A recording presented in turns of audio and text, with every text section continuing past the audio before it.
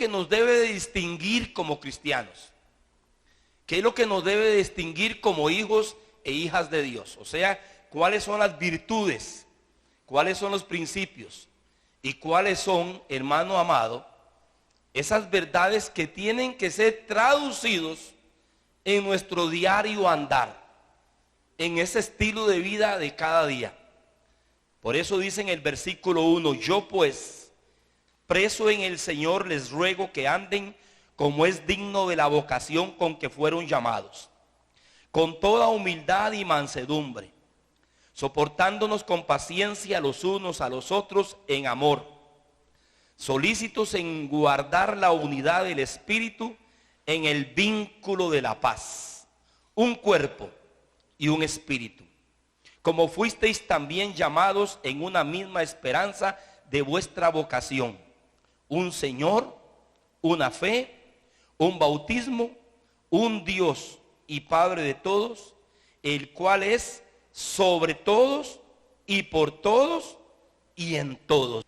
Ese es el tema que Pablo va a empezar a arrancar en el capítulo 4, capítulo 5 y capítulo 6. Esta es una epístola sumamente completa. Por eso en el verso 1 Pablo habla, hermanos, de andar según la dignidad de nuestro llamado. O sea, Pablo no va a tocar asuntos materiales, aunque son importantes. O sea, lo que usted lo define no es lo que usted tiene ni lo que usted logra. Es su personalidad, es su carácter, es su identidad. Y por eso Pablo dice que lo primero que tenemos que tener presente es que andemos como es digno del llamado que hemos recibido. ¿Cuál llamado? El llamado a ser hijos de Dios, el llamado a ser cristianos. No estoy refiriendo a la religión donde usted creció.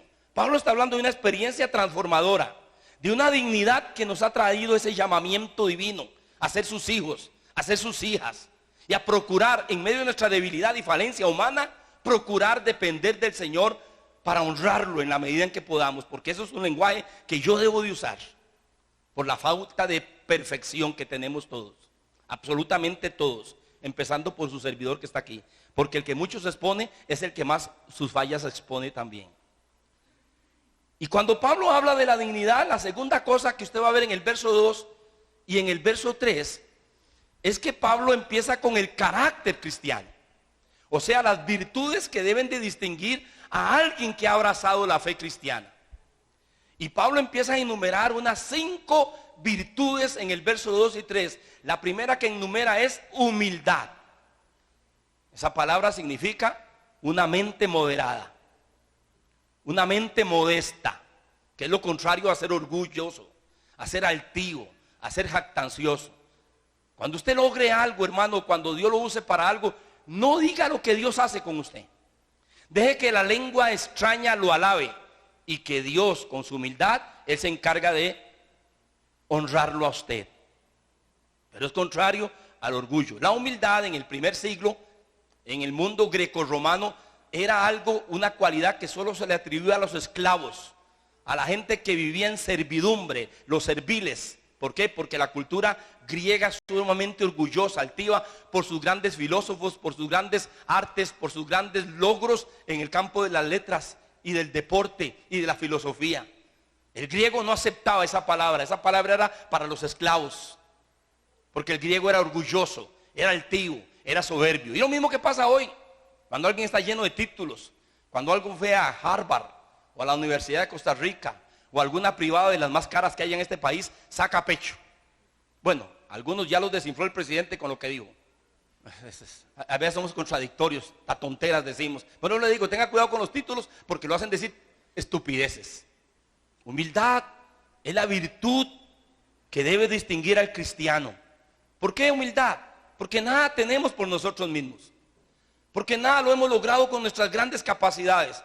Tu capacidad, tu esfuerzo, tu inteligencia, todo lo has recibido de Dios. La Biblia dice, no hay nada que el hombre tenga que no le ha sido dado de arriba. Nada.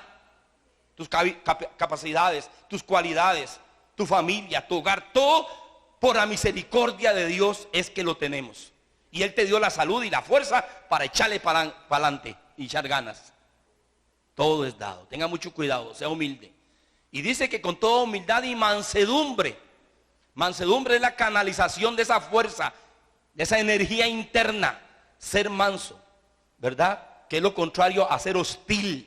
Para que aprendamos a ser mansos, hermano. A ser humildes. ¿Por qué? Porque esas cualidades nos ayudan a soportarnos, como ahorita vamos a ver. Pablo menciona ahora, dice la palabra de paciencia. Que es la paciencia, hermano, la capacidad de ser consistente. La capacidad de ser persistente. ¿Cuántos arrancan la carrera del cristianismo y se quedan botados? ¿Cuántos en esta carrera que hemos tenido de servir al Señor y de compartir las buenas nuevas y también de practicar el cristianismo se han quedado botados? ¿Por qué te quedaste botado? No soporto, ya Dios no me perdona, ¿por qué? Fui infiel a mi esposa. No, Señor, la sangre de Cristo te limpia. No es que hice algún problema ahí, hasta perdimos la casa. Vuelva a levantarse en el nombre de Jesús. No hay nada en esta tierra que a usted lo pueda hacer desistir cuando usted cultiva las virtudes de Cristo, porque Él conoce cuál es nuestra condición, dice el salmista. Se acuerda de que somos polvo. Solo que es usted y yo, barro, polvo. Por eso Pablo, cuando estaba en los momentos difíciles, en 2 de Corintios fue lo que dijo. Dice, porque tenemos este tesoro en vasos de barro. Usted es un vaso de barro, frágil. Barro es frágil, pero el que está dentro de usted es mayor que usted. Y eso es lo que nos da capacidad. Por eso dice la palabra que corramos con paciencia. La carrera que tenemos por delante es una carrera de persistencia, de consistencia, de constancia. La palabra paciencia no es ahí, hermano, ser aguado y ayotes, para usar el término, ¿verdad?, nuestro, folclórico. No, la palabra paciencia es alguien consistente, que no desiste. Fallé, si se levanta, se enjuaga las lágrimas, se guarda el pañuelo o se lo lleva pegado a las mejillas para que siga limpiando las lágrimas y eche para adelante. Usted no puede desistir. Los matrimonios que hemos perseverado no es porque hemos sido perfectos y porque no ha fallado nada, es porque hemos decidido no desistir de ese pacto conyugal que tenemos. Paciencia, no desistir. Luego el amor. Dice en amor, soportándonos en amor, que es lo contrario a amor. Y yo puse esa palabra, porque podemos poner odio, podemos poner venganza, podemos poner cualquier otro contrario a amor, pero puse resentimiento, que es lo que muchas veces en las relaciones se maneja mucho, resentimiento. Porque es resentimiento, una y otra vez se vuelven a herir y vuelve el sentimiento. Por eso dice que el amor cubrirá multitud de faltas. Luego la paz. Dice solícitos en guardar la unidad del espíritu en el vínculo de la paz. Note Pablo cómo empieza a hablar de virtudes. Pablo no está hablando de cosas poderosas. Venga, porque cuando usted es cristiano, lo primero que debe buscar son los milagros y las señales y hablar en lenguas. Eso no es lo que distingue a un cristiano. Lo que distingue a un cristiano son las virtudes de Cristo. La historia del cristianismo está llena de mártires. Está llena de hombres y mujeres que han preservado la fe cristiana por esas virtudes. La historia del cristianismo no es una historia solamente de milagros y de maravillas. La historia del cristianismo es una historia del carácter de Cristo en aquellos que Él conquistó con su sangre y con su misericordia y con su gracia. Hoy usted está aquí sentado, tenemos una Biblia, podemos congregarnos porque hombres y mujeres pagaron el precio, porque se dejaron dominar por esas virtudes y el cristianismo nos ha llegado hasta aquí, hoy a nosotros. De Teresa de Calcuta, hermano, no se habla porque hacía grandes milagros en Calcuta. Por eso se llama Teresa de Calcuta. No porque fue a sanar al montón de indigentes y desgraciados, porque es la única palabra con la que uno puede escribir la condición en que en la India, en ese sector, se vivía y se vive todavía. Y esa mujer se entregó en alma y corazón por los pobres de Calcuta, siendo una rica de Europa. Era millonaria de Europa. Ella dejó todo eso. ¿Por qué conocemos a esta mujer? ¿Por los grandes milagros y dones que tenía? No, Señor. Por las virtudes de Cristo que gobernó su corazón y se dio a toda aquella pobreza y miseria que había en la India, sobre todo en Calcuta, y toda su vida la dio ahí y ahí murió. Y así un ejemplo de tantos. El apóstol Pablo, muchos han querido meternos un 10 con hueco diciendo, el tremendo hombre de milagros y maravillas. No, señor. El que está escribiendo esta epístola que usted acaba de leer, que tiene ahí, no está escribiéndola en un hotel 5 estrellas en Roma.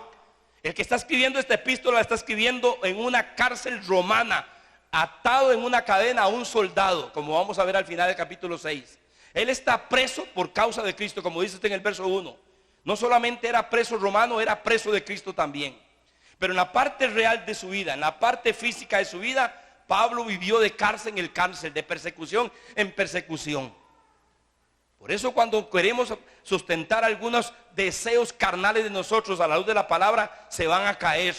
Porque somos sutiles y engañosos y buscamos el pasaje que nos convenga, pero no le hacemos el estudio correcto a la palabra. ¿Quién fue el apóstol Pablo? Un hombre que fue gobernado por la humildad, la mansedumbre, la paciencia, el amor y la paz, porque se dio por el pueblo de Dios y fue el gran héroe de la fe. Pero una fe no de milagros solamente, de maravillas, aunque Dios lo usó para hacer maravillas y milagros.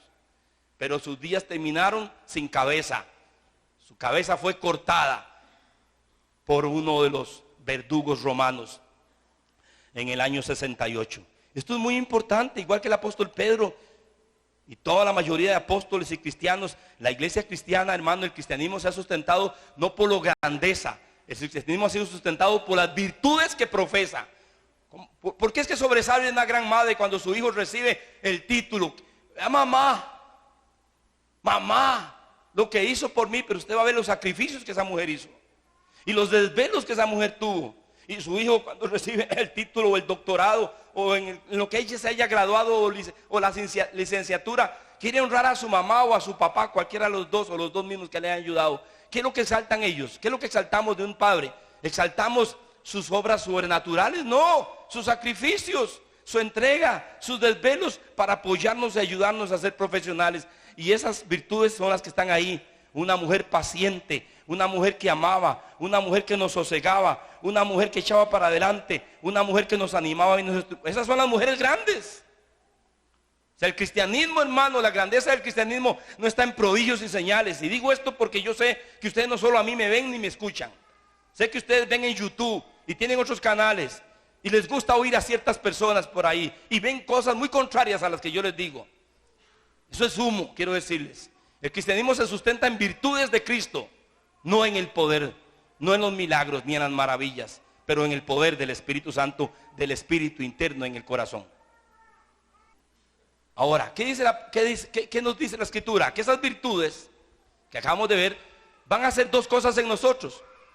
Nos van a ayudar para soportarnos y nos van a ayudar para guardar la unidad del Espíritu en la comunidad de fe, o sea, en la iglesia. Cuando usted cultiva virtudes, hermano, las relaciones interpersonales van a ser mejores. ¿Qué son las oraciones que a veces en el pentecostalismo escuchamos? Satanás, te reprendo en el nombre de Jesús. Ore para que el Señor se lleve a ese enemigo de usted. En lugar de usted mostrar las virtudes de Cristo, en lugar de decir, Señor, dame sabiduría, ¿cómo puedo ganarme a ese vecino? ¿Qué plan tienes tú para ese vecino? Entonces buscamos la vía rápida, ¿verdad?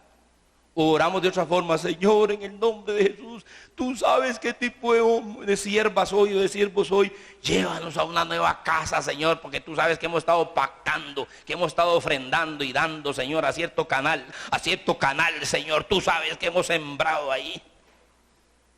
Así que nos creemos en esa casa nueva y ojalá que no haya nadie de vecinos a la par, Señor, porque somos tus hijos y tus hijas. Y la Biblia dice que todas esas virtudes son para soportarnos unos a otros aquí. Para soportar a mi esposa, soportar a mis hijos, que ellos me soporten a mí. Porque somos complejos, porque somos diferentes. Igual aquí en la iglesia. Uno ve a gente que se esquiva. Majadería, pastor. Qué majadería usted. Salúdense unos a otros. Está igual que el sacerdote. Daos fraternalmente la paz. Hermanos, es que tenemos que hacerlo. Es que las virtudes son para que me capacite a mí para soportar a mi hermano, para soportar a mi enemigo, para soportar al jefe, para soportar al supervisor. Para eso son las virtudes. Yo no puedo maldecir, yo debo de bendecir. Soportar es la acción que tienen los compensadores, lo que mantiene una carga encima. Esto es el soportarnos unos a otros para poder sobrellevarnos, para poder trabajar. Y en ese proceso de soportarnos unos a otros somos procesados en nuestro temperamento, procesados en nuestro carácter, procesados en nuestra personalidad. Dice, para soportarnos unos a otros. Y él dice, en amor. Y eso me ha permitido a mí guardar la unidad del Espíritu en mi hogar y guardar la unidad en la iglesia y en las relaciones entre hermanos, porque no es la unidad suya ni mía, es la unidad en el Espíritu. Y la unidad trae confort, la unidad trae bienestar. Una familia unida tiene bienestar, una familia, una iglesia unida tiene fortaleza, una iglesia unida tiene paz, tiene quietud, disfrutan. Usted tiene que aterrizar la palabra de Dios a su vida diaria. Esto es a mí lo que me molesta, hermanos. Un montón de cristianos que saben de memoria pasajes bíblicos. Hay gente que sabe salmos enteros y saben Biblia, pero su matrimonio, su hogar, su familia, sus finanzas son un desastre, porque no has aterrizado la palabra.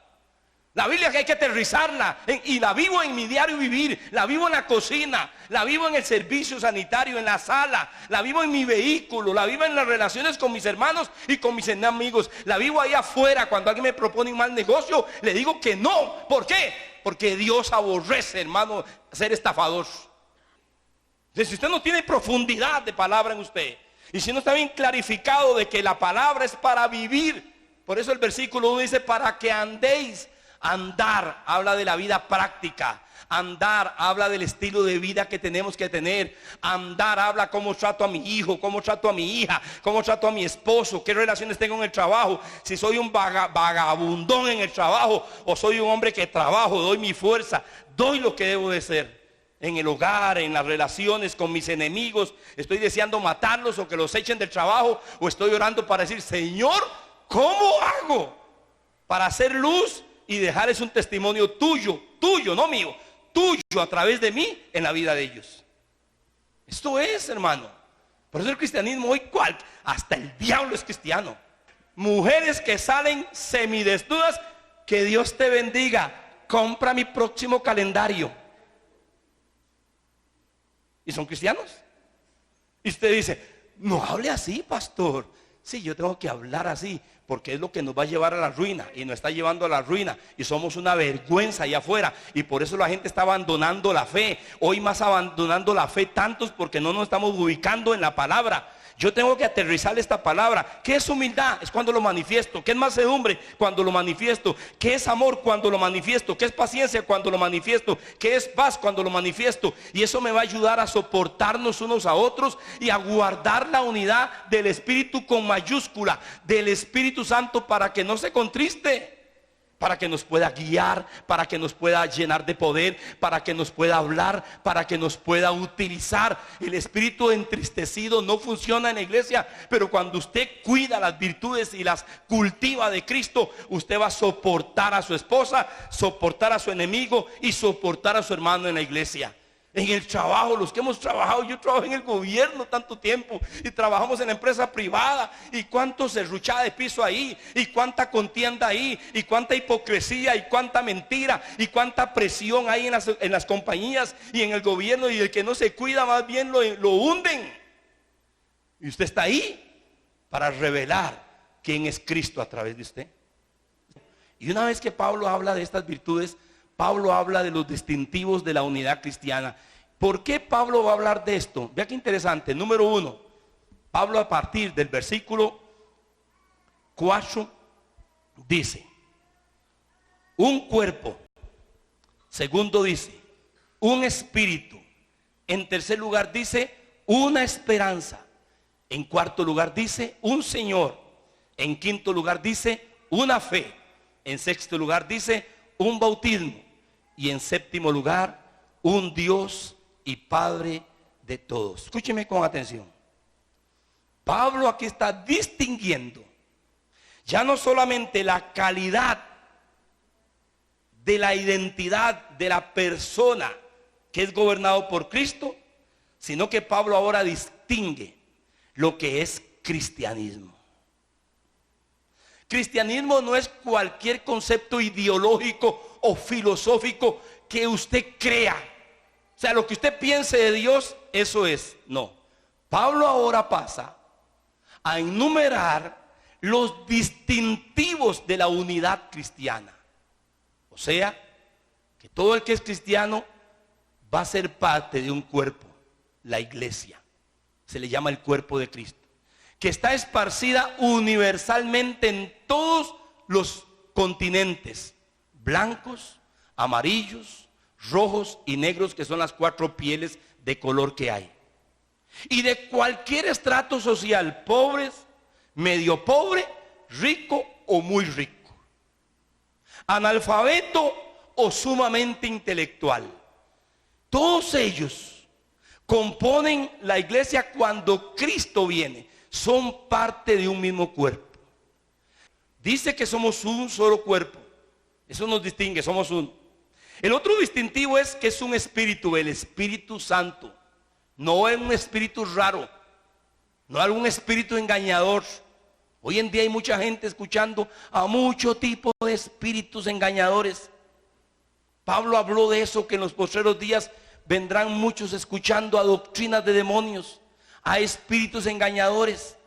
Son los soñadores. Hay gente que le gusta mucho andar buscando visiones, andar oyendo voces sobrenaturales. No. El Espíritu Santo no anda satisfaciendo esas necedades carnales, inclinaciones carnales en nosotros. No, es un espíritu de verdad, es un Espíritu Santo, es un espíritu que guía, es un espíritu que purifica, que limpia y que te conduce a 2 cosas: a Cristo y a su palabra. Un espíritu, dice. En segundo lugar dice una esperanza. ¿De qué está hablando ahí? ¿Cuál es la más grande esperanza del cristianismo? No el dinero, no el bienestar, no el presente vida de hoy. La más grande esperanza es la que Pablo dice a Tito: la bienaventurada esperanza del gran día de nuestro Dios y Salvador Jesucristo. La esperanza suya y mía y del cristianismo es cuando Él vuelva por segunda vez en gloria para reinar con los que han sido y esperado siendo suyos. La gran esperanza es la segunda venida de Cristo, cosa que hoy algunos ni creen, ni saben, ni conocen y ni entienden. Pues déjeme decirle que el cristianismo no es una enseñanza que nos enraiza en el mundo presente. El cristianismo es una enseñanza y una relación que nos lanza al mundo venidero. Todo lo que hoy vivimos y hacemos tiene que ver con el mundo que viene. O sea que en mi cristianismo yo lo vivo consciente de la eternidad, no solo de lo terrenal. El secreto de la vida cristiana no tiene que ver solo con el presente, tiene que ver con nuestro futuro eterno en Dios. A eso Pablo le llama una esperanza. Luego, un Señor. Y un Señor es Jesucristo, nadie más. Solo un Señor. No es el apóstol, ni es el pastor, ni es el profeta, ni es algún gurú o algún maestro. Solo un Señor. Y ese Señor es Jesucristo. Solo Él. Él es el Señor. ¿Cuál es el deber de su servidor aquí? ¿A quién tengo que conducirlos yo a ustedes? ¿Hacia mí? No, Señor. Yo debo conducirlos a ustedes hacia Cristo. Conducirlos a Él. Ustedes que están aquí, cada uno tiene que tener una experiencia viva con su Señor. Y note que dice un Señor, no un Salvador solamente. Algunos, Él es mi Salvador, pero no es mi Señor. No, eso es mentira. La Biblia no enseña nada de eso. O Jesús es su Señor o no es nada. Y Él es el Señor de la iglesia, no el que está en Roma. O alguno autoproclamado aquí apóstol de la iglesia. No, Señor.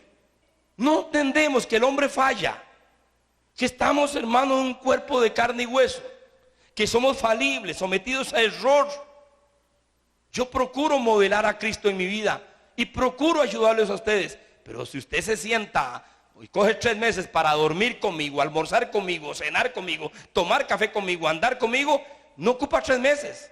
En un par de días se da cuenta que su pastor tiene grandes defectos. ¿Para qué es eso? Para que no confiemos en los hombres, sino en el Señor. Él es el que sustenta nuestra fe. Él es el que sustenta nuestra salvación. De Él depende mi vida y a Él me debo yo. Y se debe usted también. Y Pablo está enumerando bien claro. ¿Por qué? Porque él tiene que romper la filosofía griega de su época, con los dioses, con las filosofías, las ideologías. Lo mismo que sucede hoy. ¿Cuántas veces en la iglesia te oye alguien que dice, no, yo creo en Jesús, pero él en la India fue de forma de Krishna? Y Jesús fue a China y a Japón en la forma de Buda. Y Jesús se presenta a los musulmanes en la forma de Mahoma. No, señor. Si usted ha escuchado eso, déjeme decirle, a usted le están dando atolillo. No, señor.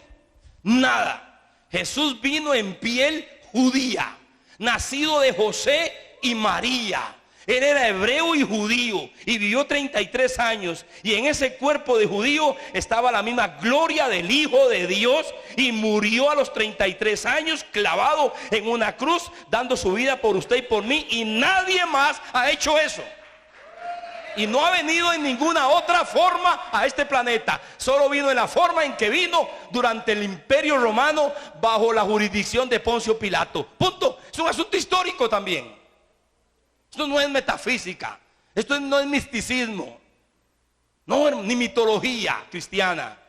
Es un evento histórico que sucedió en el año 4 antes de Cristo, siendo Herodes rey en Judea. Nació Jesús, el hijo de José y de María, pero a la vez era hijo de Dios, 100% hombre, 100% divino. Él es la encarnación del Dios vivo. Él es el Señor. Y hay que repetirlo hoy, firme. Y Él no es el carajillo de los mandados suyos.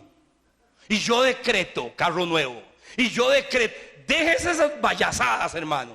Él es el Señor de la historia. Él es el Señor de nuestra vida. Él es el que determina qué es lo que usted necesita. Y lo mejor que podemos hacer, caer humildemente humillados, sometidos, como cayó Tomás cuando dijo, Señor mío y Dios mío. Y ser más humildes y andar dejando de huir a gente que lo que nos están haciendo es ser orgullosos, soberbios y altaneros. Y por eso va a venir juicio a la iglesia de Dios. No, hermano amado. Eso no es el evangelio. Este es el evangelio. Un Señor, una fe. ¿Y qué es la fe? El conjunto de doctrinas. El conjunto de enseñanzas sobre las cuales fundamentamos nuestra relación con Dios. La doctrina de la justificación por fe, la doctrina de la gracia divina, la doctrina del sacrificio propiciatorio, la doctrina de la encarnación, la doctrina, hermano, de la santificación, la doctrina del cielo, la doctrina del infierno, la doctrina del perdón de pecados. La doctrina son las verdades, las instrucciones sobre las cuales yo me baso. No hay tal doctrina de la prosperidad, no hay doctrina de la declaración, no hay doctrina de la confesión positiva, no hay doctrina de los grandes sueños, la doctrina de mi realización, la doctrina de mi autodestino. Todas esas enseñanzas son humanas, filosóficas. Eso no tiene nada que ver con el evangelio, hermanos. Eso es lo que usted oye en las predicaciones hoy. Declare, confiese, ate, desate, decrete, hable, diga. Eso no es doctrina, hermano. Dice una fe. Cuando habla de una fe es el conjunto de verdades reveladas por Jesús y sus apóstoles, que vinieron a confirmar lo que los profetas habían anunciado desde el tiempo de Adán. Y ahora en el Nuevo Testamento se nos enseña verdades. Confesión positiva no es una doctrina. Prosperidad económica no es una doctrina. Sanidad divina no es una doctrina cristiana, hermanos. Déjenme decirles eso. Dios sana cuando le dé la gana. Pero no es una doctrina básica, fundamental para la vida cristiana. Declaraciones positivas, eso es más bien, hermano, ese es el pensamiento positivo y confesión positiva. Son filosofías de Oriente que las practican los yogis. Cuando los que practican yoga tienen que poner la mente usted en limpio ahí. Todas esas son necedades. ¿Por qué? Porque queremos complacer a una audiencia que tiene comezón de oír, que quieren sentirse bien, estar bien. No, arrepentimiento es una doctrina básica en la iglesia. Obediencia es una doctrina cristiana. Conversión es una doctrina cristiana. Ser convertido, arrepentido, santificado, entregado, servir al Señor. Me decía un hermano en una reunión de Grecia, nos compartía un hermano que es diácono allá, nos decía: hermanos, por 20 años estuve sentado en una banca y solo llegaba a pedirle a Dios esto, y a pedirle a Dios acá, y a pedirle por mi esposa, y a pedirle el trabajo, y a pedirle la casita, y un día en una adoración Él me impactó y habló a mi corazón el Espíritu Santo y me dijo: tú tienes 20 años de solo pedir y me gemir, ¿y qué me has dado a mí después de que te he salvado? Es el cristianismo que tenemos. Usted fue salvado para servirlo a Él eternamente. ¿Qué importancia es esto? Esas son doctrinas, hermanos, centrales del Evangelio. La fe ahí no es la fe que hace milagros, la fe de la confesión positiva, la fe que yo digo y recibo. No, Señor, esa fe no es la que está hablando ahí. Fe es el conjunto de verdades que sustentan mi relación con Dios y que aseguran mi vida presente y mi vida eterna con Él. Una sola fe, o sea, un evangelio. Por eso Pablo le dice a los Corintios: ustedes están escuchando a otro evangelio y a otro Jesús. Y es verdad, hoy se predica el Jesús que prospera, el Jesús que es como el carajillo de mandados. Confiese, dinero tienes que multiplicarte, trabajo tienes que venir, y Jesús: corra ángel, porque mi hijo acaba de dar la orden, ábrele por... Todo eso es misticismo. Todo eso, hermano, es ideología posmodernista de secularistas que se han metido en la iglesia y que han desvirtuado el evangelio de nuestro Señor Jesucristo. Una fe es mantenerse en las verdades sólidas de la sana doctrina y practicarlas y vivirlas y enseñarlas. Yo creo todo eso, pastor, yo creo todo eso, pero usted sabe, a la gente hay que estimularla. Hable así, declare esto, no ande diciendo que usted está enfermo. Diga: soy sano por la llaga de Jesús. No diga que usted es pobre, diga: soy rico en el nombre de Jesús. ¿Dónde dice eso? Sí, pastor, el profeta dijo: diga el débil. Ah, qué diferente, ¿verdad? Qué diferente a cuando estoy débil decir: fuerte soy en el nombre de Jesús. Pero hoy las confesiones están más cerca de ese montón de cosas que el mundo anda buscando. Y como estamos presionados, tenemos que parecernos a ellos. Hermano, el que abraza la fe cristiana es porque determinó no parecerse a los de afuera. Ahí andan, llenos de deudas para satisfacer al chiquillo por la presión que usted tiene, porque no quiere que su carajillo sea inferior al de afuera. Déjeme decirle que los hijos de Dios somos diferentes a los del mundo. Hermanos, una fe, un bautismo, y ese bautismo no es en el de agua, aunque los comentaristas tienen sus posiciones. Un bautismo es que fuimos insertados, sumergidos en un cuerpo. El bautismo del Espíritu Santo nos sumergió en el cuerpo de Cristo, nos llenó de su presencia y nos sumergió en el cuerpo de Cristo. Un bautismo y un Dios y Padre. Un Dios y Padre, el cual es sobre todos, es de todos, es por todos y es en todos. Noten el versículo 6 de Efesios capítulo 4, la revelación trinitaria. Esa es la revelación trinitaria, el cual el Padre de todos es sobre todos, por todos porque por todos murió, y en todos porque su Espíritu vive en todos los que son de Él. Ve, es trinitaria, Padre, Hijo y Espíritu Santo en medio nuestro. El Dios trino viviendo en nosotros y nosotros siendo protegidos, guardados por Él. Hermano, yo lo desafío a que tome más tiempo en estos días para que usted haga un inventario de su fe. Y como le dijo el apóstol Pablo a los Corintios en su segunda carta, al final dice: examinaos a vosotros mismos a ver si estáis en la fe. Voy a hacer una pregunta que puede ser hiriente y un poco fuerte, pero es mi deber hacérsela. Mi amada y mi amado, ¿es usted un simpatizante del Evangelio? ¿O es usted un creyente en Cristo Jesús? ¿Qué es usted? ¿Usted detrás de qué anda? ¿Cuáles son sus motivaciones? ¿Qué es lo que busca de Jesús? ¿Su señorío o sus beneficios?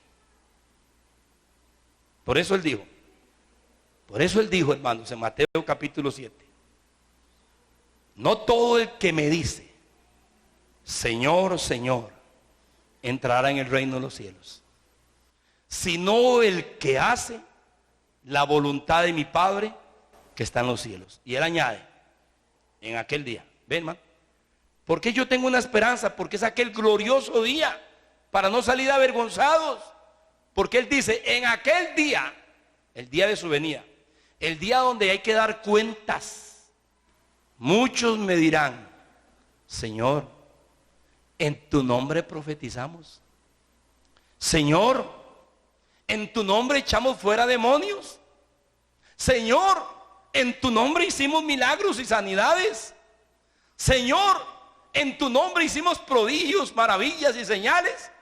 Y yo les diré, es impresionante esa verdad, y yo les diré, apártense de mí, malditos, no los conozco. Usted es llamado para ser un buen padre de familia, un buen esposo, un buen trabajador, un buen ciudadano. El mundo que nos rodea está en tinieblas cada vez más densas, y ocupamos más luz en los matrimonios, y ocupamos más luz en los trabajadores, y ocupamos más luz en nuestras vidas. Pablo luego pasa del verso 7 a hablar de los dones del ministerio.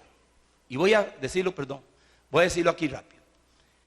Del verso 7 al verso 12, Pablo ahora va a hablar de que para que la obra del Señor, para que esas verdades distintivas y ese cuerpo que tiene que ser único y esas virtudes que te han manifestadas, Pablo enseña que Jesús, una vez que resucitó, no voy a entrar en detalles, hay bastante que hablar de eso, Él ascendió, y que cuando ascendió Él envió dones, o sea, de su Santo Espíritu repartió. Y en el capítulo 4, porque en Romanos y en Corintios va a hablar de otros dones, pero aquí Él va a hablar de personas que son regalos, dones dados para que se desarrolle ese cuerpo,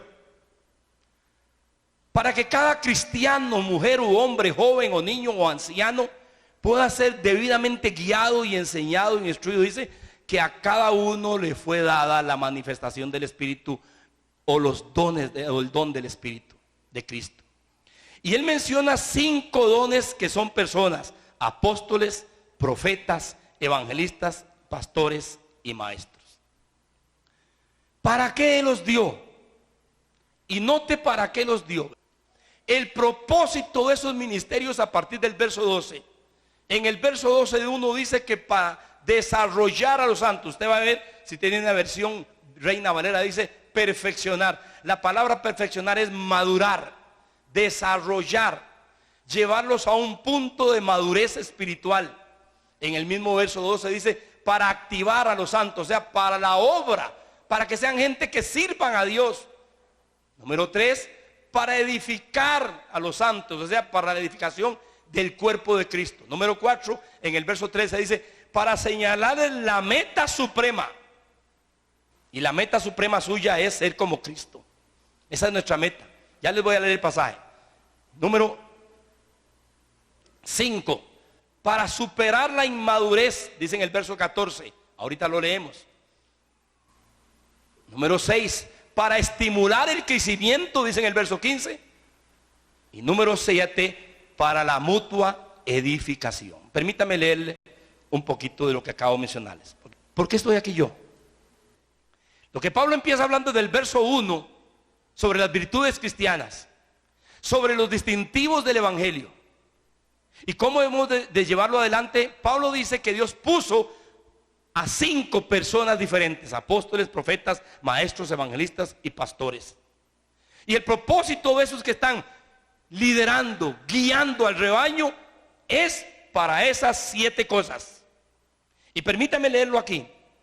Dice, y él mismo constituyó a unos apóstoles y profetas, evangelistas y pastores y maestros. Y dice, ¿para qué?